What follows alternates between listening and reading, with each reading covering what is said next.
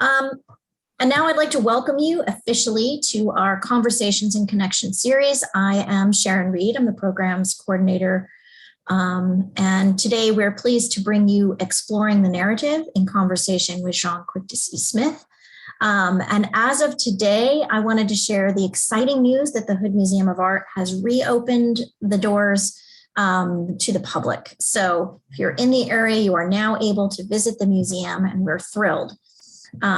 So I will post the hours of the museum in the chat for those of you who are regional, and make a note that the remainder of our public programmings for August will remain virtual only, but we will begin in-person programs again in September.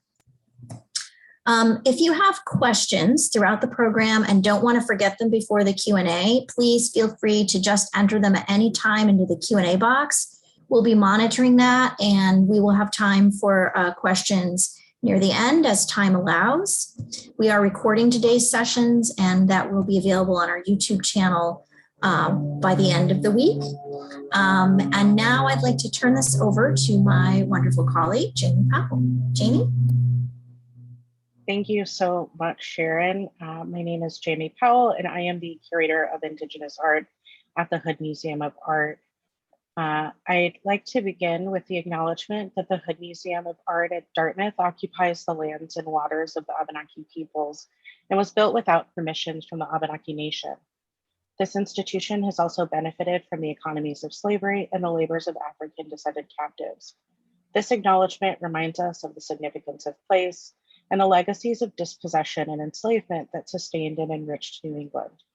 Furthermore, it provides a crucial foundation for building respectful relations with all those who call these lands home today and into the future. I am so grateful to have so many of you with us today, and thank you to my amazing colleague Sharon, who always helps us run amazing programs. I also want to take a moment to thank Joseph and Judith Liff Barker, whose generous loan has made the installation we'll be talking about today possible. I couldn't be more excited to introduce Jaune Quick-to-See Smith to you all. A self-described cultural arts worker and activist, Jaune Quick-to-See Smith is an enrolled citizen of the Confederated Salish and Kootenai tribes. Born of Shoshone and French Cree and Flathead Salish ancestry, Smith is also a writer, lecturer, and organizer. Raised primarily by her father, who was a horse trader, Smith traveled extensively throughout the Pacific Northwest and California during her youth. While Smith's formal education was intermittent due to her need to make a living, she earned an associate's degree in 1960 and a master's of visual arts in 1980. During these years, Smith worked as a waitress, janitor, factory worker, Head Start teacher, librarian, veterinary assistant, and secretary. Smith's first solo exhibition was held in 1979 in New York, and since then, her work has received significant critical acclaim, both within the United States and abroad. Her work has shown in major museums across the country, and Smith maintains an active artistic practice, producing prolific work from her studio, where she's joining us today from New Mexico, while also working to support the art of other Indigenous artists, particularly women. Through public speaking engagements and curatorial projects, Jaune reminds us all that we are in this together, and I am continually grateful for her generosity and mentorship. And so before I talk about the work that we have on view, Jaune, I just want to give you a moment to introduce yourself in your own words.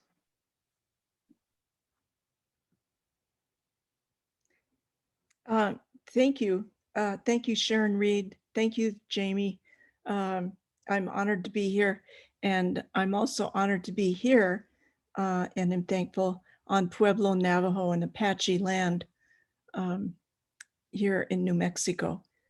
I'm happy to see this painting again. It's like seeing old friends. So I'm happy to be here with it and with all of you. Thanks. So by way of starting our conversation, I want to introduce this work in this installation to folks who may not be familiar with it. As Sharon announced, we just reopened to the public today. So unless folks went between 11 and this program, many people haven't had the opportunity to see this work in person yet. So in Trade Canoe 40 Days and 40 Nights, you draw on imagery from the Christian Bible, Salish creation stories and homelands, art historical references, and pop culture. You've created a cacophonous visual narrative signaling possible futures of mass flooding as a result of global climate change and rising sea levels. This painting is part of your well-known Trade Canoe series, which began in 1992 as a critical response to the quincentennial celebrations of Columbus's arrival to the quote, New World. In your trade canoes and other large-scale works, you layer images, paint, text, and objects to convey the entangled webs of history, colonization, and extraction that characterize American experience, both historically and today.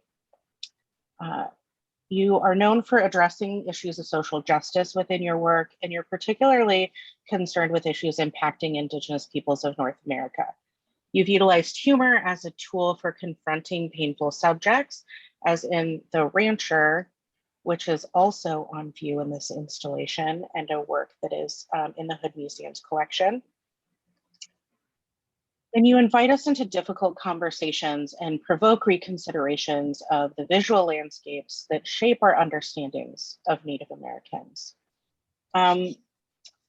Where to start, John? Your work is so layered and multifaceted, and I think one of the things that I enjoy about your work so much is that, you know, I could write a 300-page book and still not cover as much ground as you've covered on a single canvas. Can you talk about, you know, your use of multiple images and the layering within your work and where that comes from? Sure. This this painting, The Rancher, actually comes from being up at Blackfeet. My cousin with Gerald Slater, founder of Salish Kootenai College, was married to a Blackfeet woman, and her brother was a medicine man, and we would go to Gigi Kip's ranch every summer for an encampment, which is a celebration of life for Native people on the plains. And as a rancher, and the ranchers that I met at the Okan Medicine Lodge ceremonies, you know, there might be a box of Krispy Kremes on the table. So everything that I put in this painting about the rancher, who also recognized that he came from a long line of Native people. Actually, Gigi Kip was in my studio. He came here for dinner with his wife and his family, and he saw this painting underway. It wasn't finished yet. And he said, "Oh, that's my great-grandfather." I don't remember the name of his great-grandfather, somebody who was illustrious. Maybe he was a Mad Plume. That was an important name. And so he was thrilled to see the outline, the drawing, as I started it. And I think, if I remember, I think this may have been maybe taken from a Catlin drawing.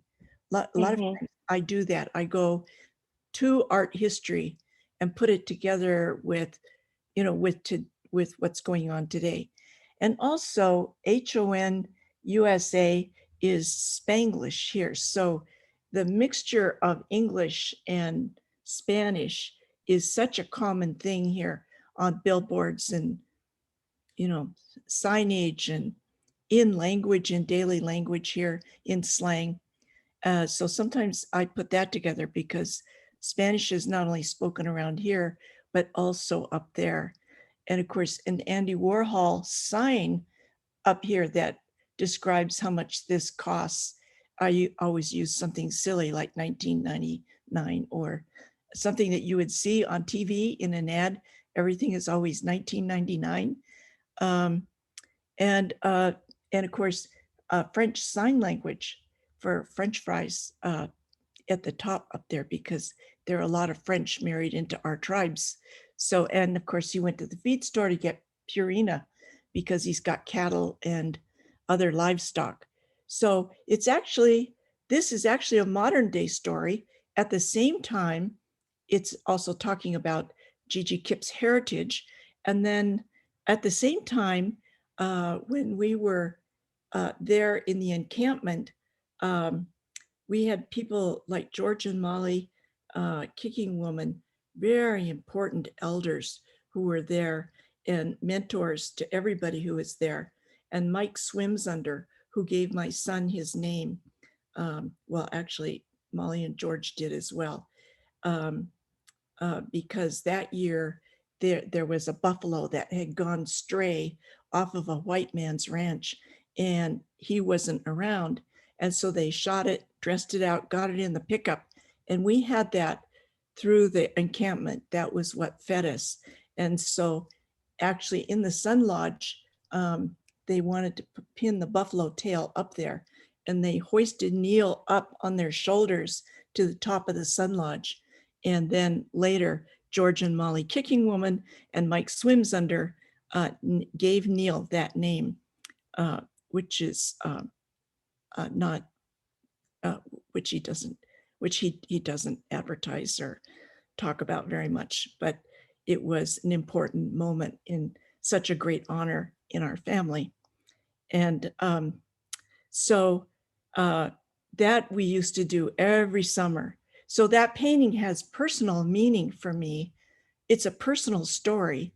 And a lot of my paintings actually come out of real life experience. Well, with that in mind, I wonder if we might unpack this work a bit. And, I don't know, I often begin talking about your description of this work as a quote Salish version of Noah's Ark. That's an exact description. So obviously the coyote figure stands out as this central figure within the work, and coyote, it's my understanding, helped bring light within Salish creation stories. And so this figure has brought light. The aurora borealis is kind of depicted in an abstract way, but it also is referencing the potential of climate change, changing weather patterns, and the possibility of increased flooding. That's correct, and storms. So it's a pretty stormy thing behind all these figures. And I think probably you would look at one of my paintings and say, not less is more, which is what we were taught in school. Less is more. It's more is more. So what you see is a conglomeration of life inside of this canoe, and it's all mixed together. It's a mixed bag because that's what our lives are like. So we as Native people may go home for ceremonies, and we may, stay in a teepee. We may do all of that to participate in traditional life. And then at the same time, there's the mixture of cell phones and, TV advertising and all those kinds of things. And you may have, those things in your teepee as well, although they look askance at that. But when I put it together, when I'm, making a story here, I tend to think about things out of art history as well as things that are going on today, and then create a mishmash of all of this. So Paul Klee is in there, surrealism is in there, Jose Guadalupe Posada is in there, Keith Haring is in there, and the coyote figure actually, as I mentioned to you the other day, I saw that coyote figure at the Metropolitan Museum and it's only about, yeah, maybe 3-4 inches. It's not very big, and it's in the Diker collection, and it was on the wall. Here was this little coyote figure that I think is about 5,000 years old. It's old, and it was carved out of bone, and I've used that because it's sort of like a commemoration. When I do that, it's like bringing it back to life. It's extending its life. It's giving it new life, to use that figure. And I've used it in all kinds of prints and drawings. Actually, the Met probably doesn't even know that, but they have it in a print that they commissioned from me, another canoe called A Western Fantasy. And that little figure is right front and center. And I don't think the Met knows that. So, Well, we'll share this video with them. yes. So, and 7 generations, there are 7 generations of Tonto right there, talking about how we have to look out and forward whenever we make a decision. That's true for all Native people. They use that Iroquois saying about 7 generations, and that we have to consider that in every decision. So I see cartoons. I'm not sure where that head came from, but someplace out of art history. And I think that surrealistic eye is, I have a book of surrealism. I would have to look that up again. There's a teepee in the background. I have a question specifically about the Tonto figures. Sure. Did that show, The Lone Ranger, have an impact on you in your youth? You use this character appears in so many of your works. Can you talk about the use of this figure? You know, we didn't have a TV set, and I had to go up the road to a neighbor's to watch TV, and there would be about 6 or 8 of us all on this couch together in the dark. They kept all the lights off, and we would be watching Tonto and the Lone Ranger and rooting for the Lone Ranger, mostly because Tonto talked baby talk. And, you know, I've talked about Hausus about this, and he said, you know, the cowboys were so great and powerful in these movies that we never rooted for the Indians. I mean, every one of us of a certain age grew up with Tonto and the Lone Ranger. A lot of the Native kids today probably never heard of Tonto and the Lone Ranger unless they see work that Bob does or that I do. Larry McNeil is doing Tonto and the Lone Ranger. There are a few others, but mostly it's those of us of a certain age who use Tonto and the Lone Ranger. So the fact that Tonto spoke baby talk and he didn't always know as much as the Lone Ranger, and the Lone Ranger was powerful and he was in charge. So I have some of those old comic books, and I go back and I refer to them. I've even taken text out of them and put it in my prints, or you know, I made a set of coyote paper dolls that the Missoula Museum has. I think that those are the only ones that are out there. And again, I used Tonto and the Lone Ranger for some of the clothing, and I took it out of the comic books. Yeah, it's so, I think that story resonates with so many people. And even though I'm not of your generation, I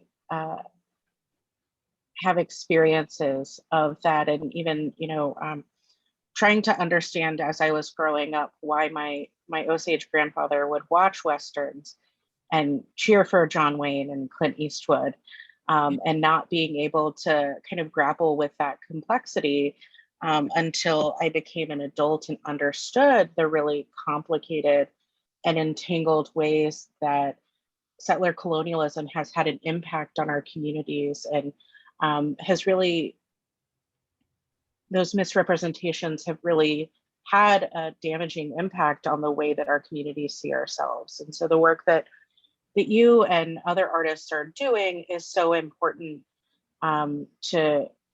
to provide alternative narratives of these histories.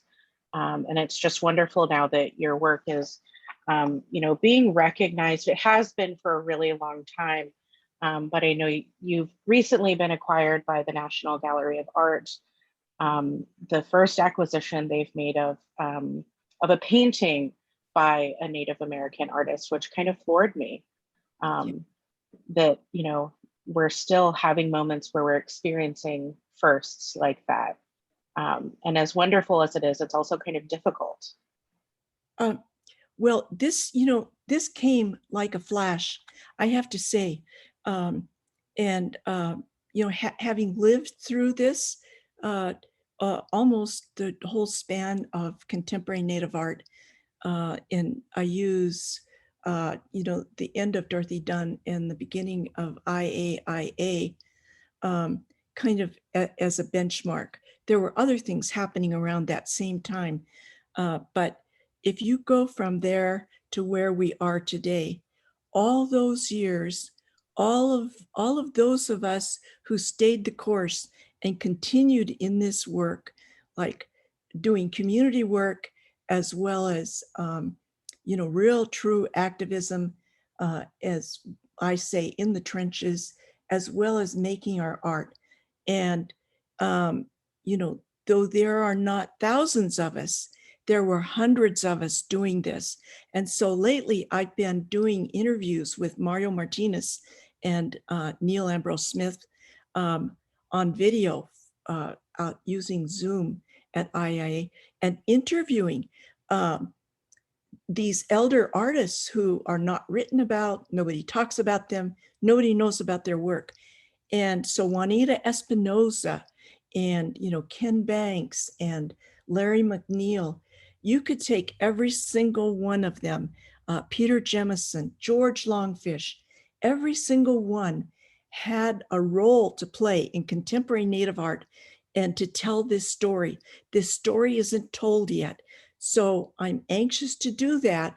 I'm hoping that I'm going to be around long enough to do that, because those things are going to be lost to our history. And everybody kind of thinks that our history started in 1992, and in the young writers that we have, that's where they start, is in 1992 and go forward.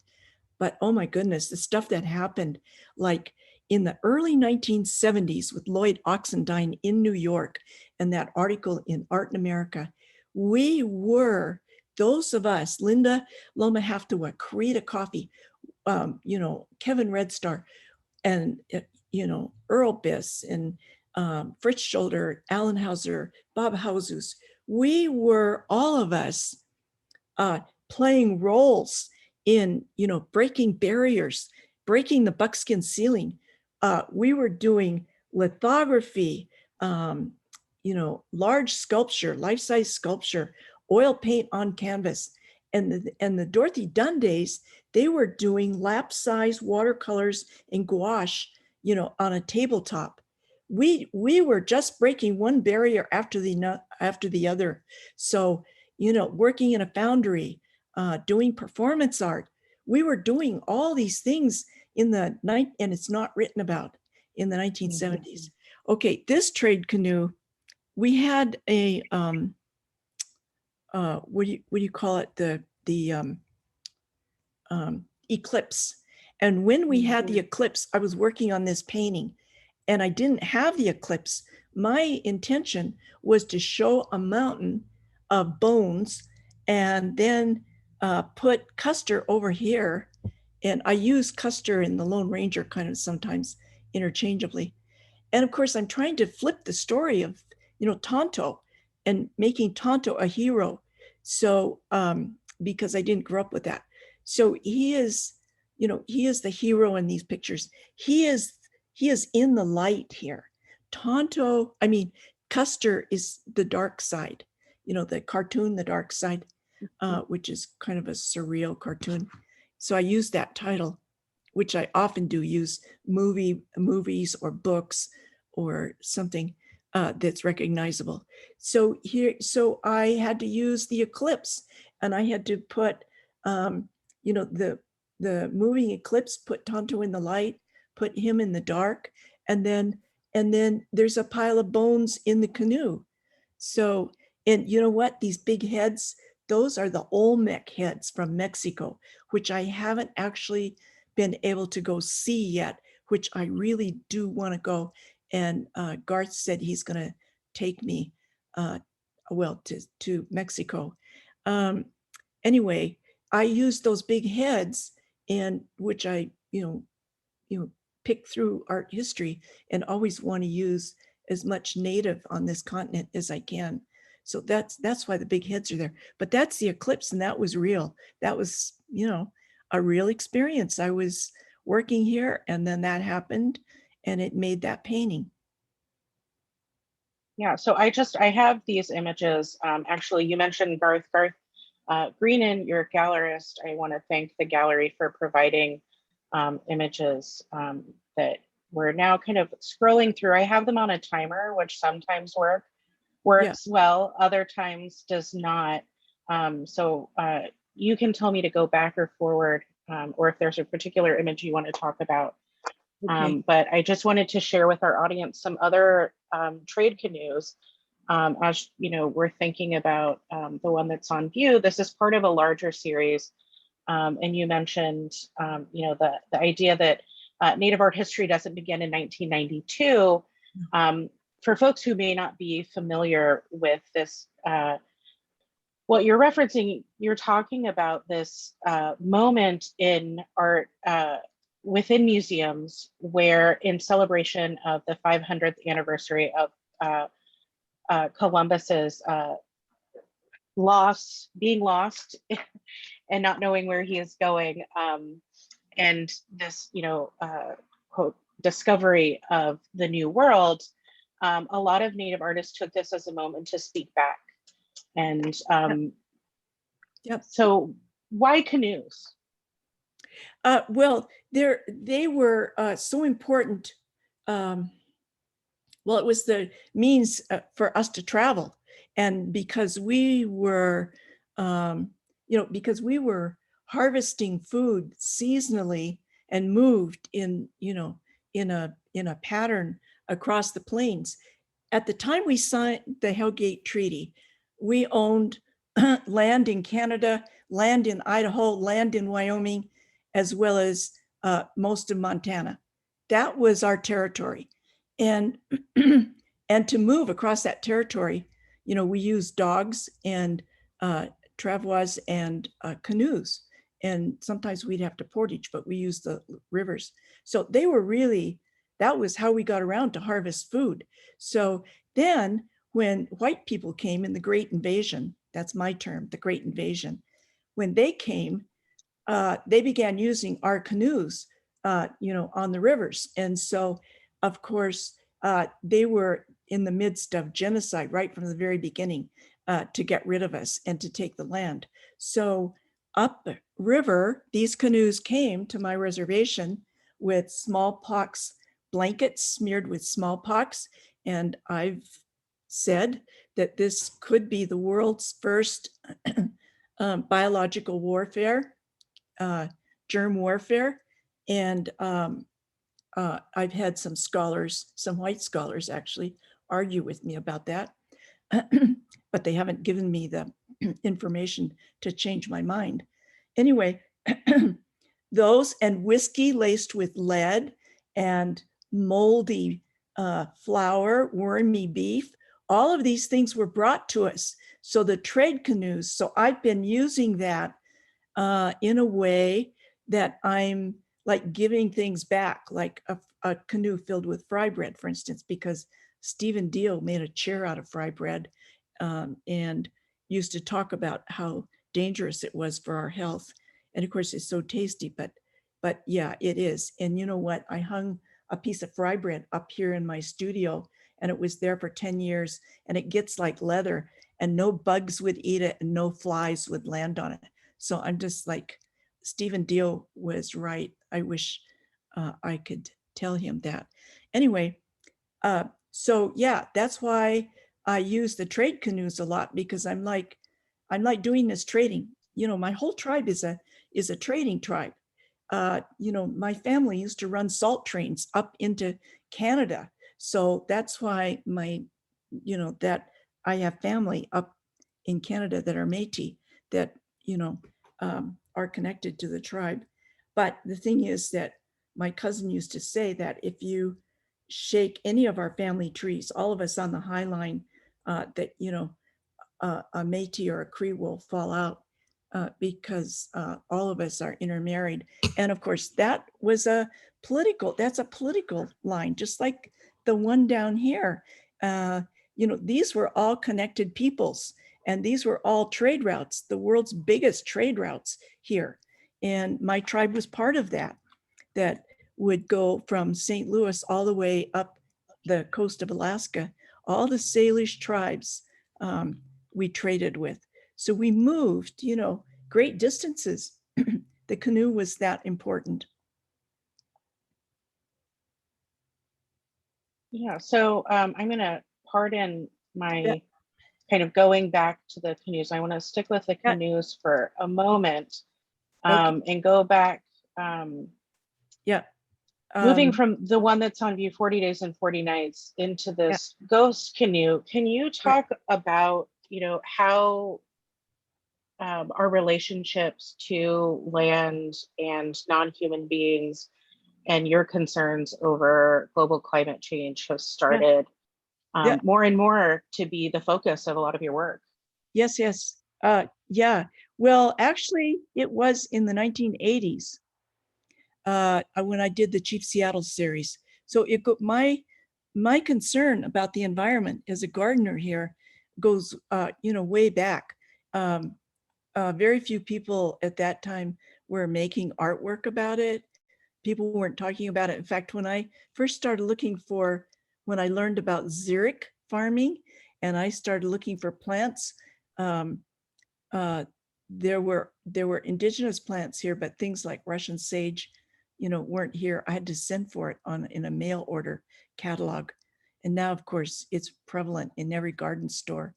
So in this piece, I've got, a mixture of smallpox. You see the smallpox figures, the bees. You see the bison upside down here because we nearly lost all the bison, and my tribe brought some bison back from Canada. The Allard family brought them into Montana, and that begins some of the bison herds in this country. So those are bison, those are smallpox figures. I made paper dolls and made suits of smallpox for them. These are butterflies, moths, and bees, because here in my yard, I have heavy losses of all of those things in my yard. Climate change is really severe. And if you're a gardener, you really see it.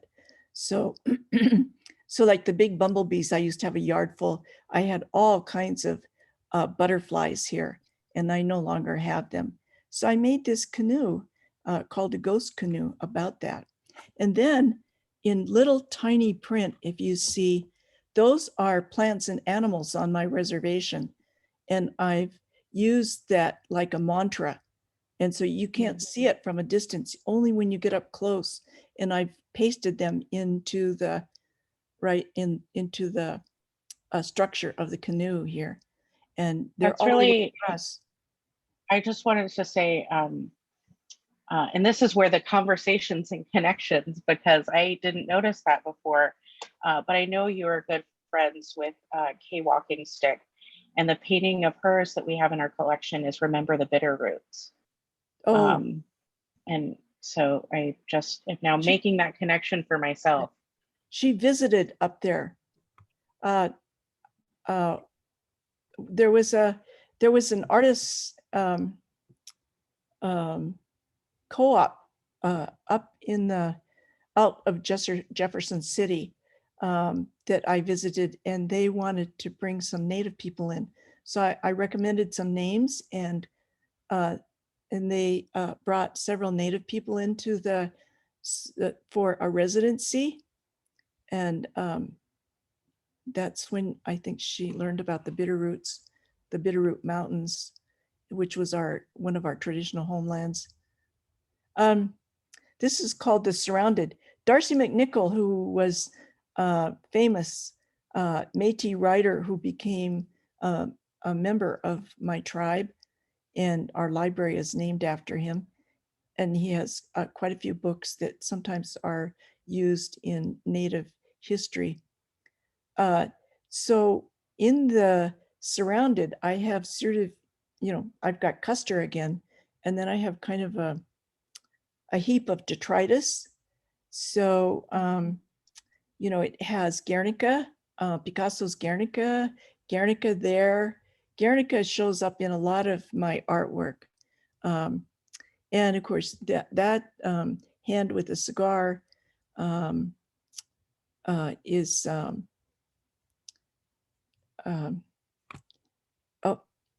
okay, I'll think of it in a minute. And there are 7 generations here. And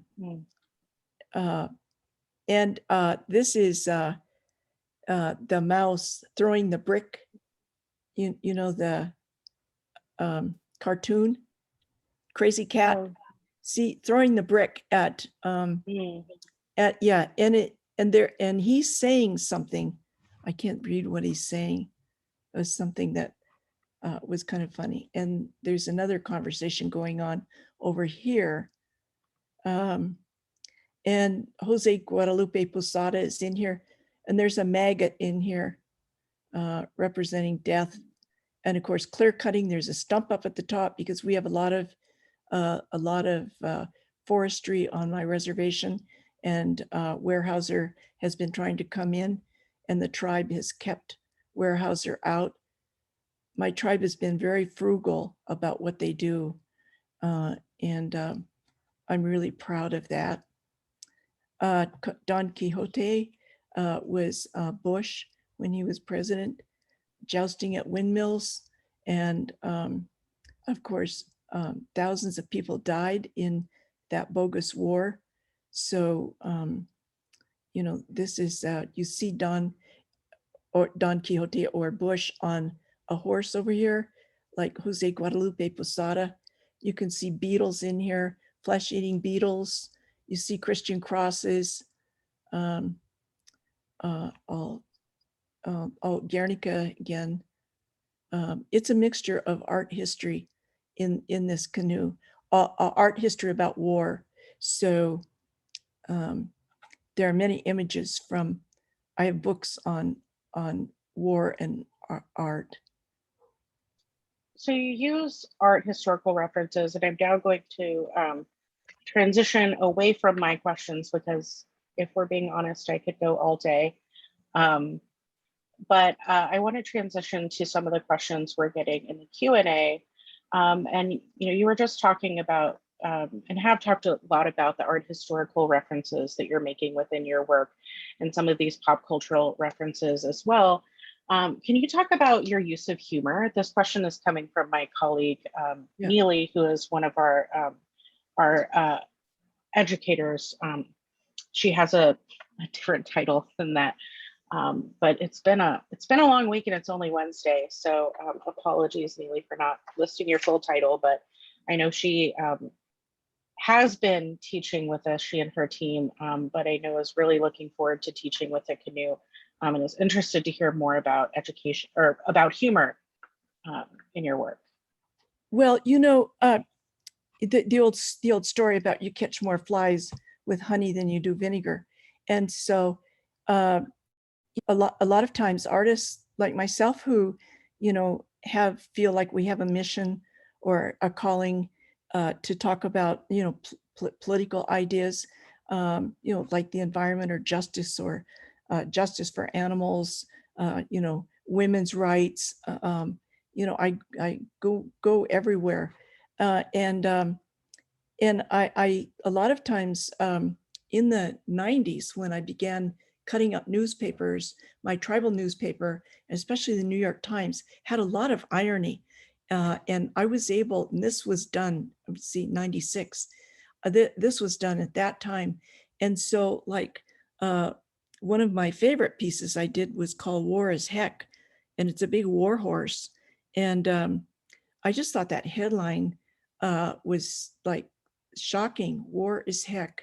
But I'm sure the writer meant it in a snarky way. New York Times had a lot of irony in their book review too. I used to just cut clippings and make boxes of them. And then when I would get ready to paint, I would lay it out on a table. And so, you know, if it's going to be a canoe and it's going to be about the environment, this was about the Tongass, which of course is still in the news today. I mean, who thought, when I did that painting, I thought it's going to be obsolete. No, it's still in the news today, the Tongass, and all the indigenous people who are worried about them cutting the trees there. So that's what that refers to. It talks about endangered loggers. And I've had people say to me, why are you saying that? Thinking that's really terrible to talk about endangered loggers. And I said, yes, but it stops traffic. It gets attention. So like if I want to wave a red flag from across the room, I can do nothing better than to make a big piece of signage that says endangered loggers, especially when they're expecting something else from me. So, so I've used that a long time, but I can tell you that after 9/11, the New York Times quit using snarky headlines, and that really caused me a lot of anguish. I mean, I wasn't able to make my art. So I kind of like made subversive art, and we can talk about that some other time because uh, uh, that's a whole nother series of art that I went into, making my subversive art. I made pieces that were only this big, and they were teeny tiny with stamps and things in them, so I could put my messages in there. So yeah, here, this is Jasper John's target, if you will, just in the sense that he had a target. And so I made a target, but I made it a figure. And then, of course, here we are. I thought that's going to be obsolete and it no longer will be of any interest, and people will see it as something out of art history. And here we're still fighting this battle. In fact, I looked up the other day to see how many high schools have Native American names as mascots. And there were over 2,000 high schools with Native names. So just because we think that the Washington Redskins might change their mind or Cleveland Indians might change their mind, we've got more, hundreds, thousands more to go to get them to change Native people as mascots. We are commodities. Yeah, and that certainly connects to, the commodification and impact of, capitalist economies that you often reference in your work through the ad language or including prices. So I want to invite folks to put questions into the Q&A. I also, going back to the cigar in the hand, thanks to Anya Montiel and our director, John Stomberg, Philip Guston is. Oh, yeah. Yes. And absolutely. I am not an art historian, so this is where the experts come in. So thank you, Anya and John, for that. Yeah. Well, he's a storyteller, and I have books of his work here. Sorry that I got stuck, but because he's such a great storyteller, his work has had influence on me because of that. I mean, there's a lot of eye candy out there. It doesn't tell you anything. It doesn't tell a story. It's not about anything. It's just pretty to look at. And, I've tried that a few times and I just can't make that work for me. I'm just, I have too much stuff dancing around in my head, I think. So yeah, this is McDonald's here.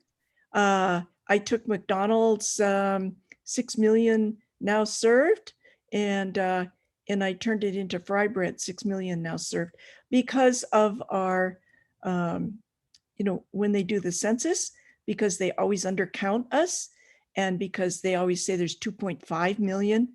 I think they gave us 3 million now. And so I just put a stake in the ground, 6 million now served.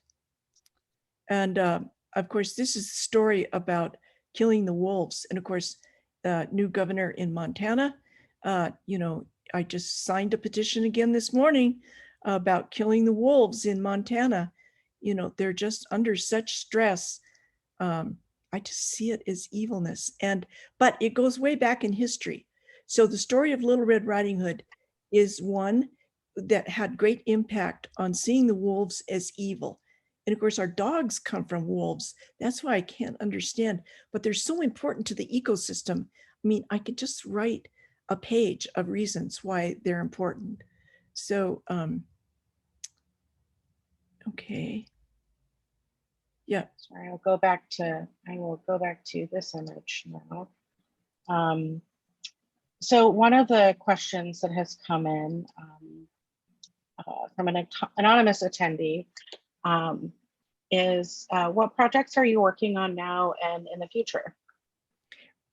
Well, oh boy, I'm working on maps. You can see them behind me, working on maps. I'm also, I'm working on a bronze with Garth, a coyote head, and a large one, not as big as the Olmec, I can say that.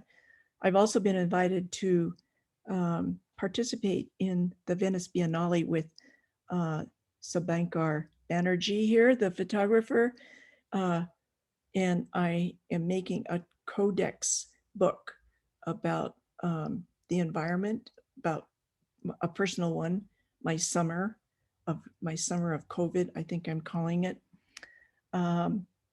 And I'm also working on a book. I haven't really announced that yet, so but I will soon. Let's see, what else am I working on? Well, I have a show in New York in November, and working on a retrospective that isn't announced yet. Anyway, those are a few. While I'm raising 2 grandchildren. Which, sidebar, I cannot believe how big they have gotten. That was a beautiful picture you shared, and this brings me to, a question. You're so generous with your time and with your knowledge, and I have firsthand experienced the way that you welcome people into your home and studio, but particularly welcome young Indigenous artists and curators, and have personally encouraged me throughout my career, particularly in these early stages of my career. Where do you have the energy? And you're doing all of these incredible things, and raising granddaughters. Like, what inspires you to and motivates you to do all of this? I think one thing is that I've had a fair amount of acknowledgement for what I do, which I'm really grateful for, because when I started in this business, I didn't foresee any anything moving much beyond being a teacher. And my tribe is really ensconced in giving back. So, and my father raised me that way too. So when you get something, you need to pass something on. So people use the term pay it forward. It's giving back. So when I get something, I really want to share that goodness with others. And when I was at the Okan, the medicine lodge, and we would be in the lodge together, and we would have our cottonwood branch, and somebody would be telling coup stories. So they would tell a story about something that happened to them and that had a good ending. And we would all go, hum, and then we would rattle the cottonwood branch and thump on our chest. Well, when you're all in a little group together and you feel that thumping and you hear that rattling, it makes a communal sound. You share that sound with everybody right next to you. And it was a teaching moment because it said, when that person has good luck, the Blackfeet call it good luck, you share in that. You take that in, and then it becomes part of you too, because it's something good happened to, to your tribal relation. That is a memory that sticks with me all the time. And it's the way to live. It's the way to be happy. I know I sound like a preacher right now, but it really is important to live that way. And I'm teaching my granddaughters the same thing. Yeah, and you speak so beautifully about these teachings from within your community and your own experiences, and I think it applies so much to these global challenges we're facing, and particularly in terms of climate change, and the idea that that within many of our communities, and within our knowledge systems, we don't think about the earth as something that is owned and a source for extraction, but rather as one of our relations as kin. And so, I think one thing that really excites me about being able to have this work in our collection is to share those ideas with the community in the Upper Valley and so-called New England that may not understand that there are other ways to think about our non-human relations, outside of extractive economies. And I'm really excited. Some of the works that you've shared are not, I haven't seen before, the ones that are more recent. So it's really wonderful to see that this is an area where you are forcefully moving forward and calling our attention to these things that we all need to pay closer attention to. Well, the museum we is have a great place to do it because you have an audience, a captive audience that's not expecting to find those kind of messages there in the museum. And so sometimes I hope that someone takes that message away with them. And sometimes like one man at the Chrysler Museum on the board of directors told me, I really like your painting a lot, but I hate your messages. And I thought, it must have antagonized him a little bit. So at least I got that much out of him. Yeah. So for our last question, I think this is a great question to end the program on. This comes from our museum educator, Jami Rosenfeld. She says, I am planning to teach from your trade canoe work this year with 500 plus local elementary and middle school students. What is one thing you hope they will take away from this work? Well, that the Bible doesn't have the only story about the Great Flood. That people all over the world have stories about the Great Flood. And so it doesn't just belong to Christian people, it belongs to all of us. There's that idea again, that we are all in this together because we all had a great flood.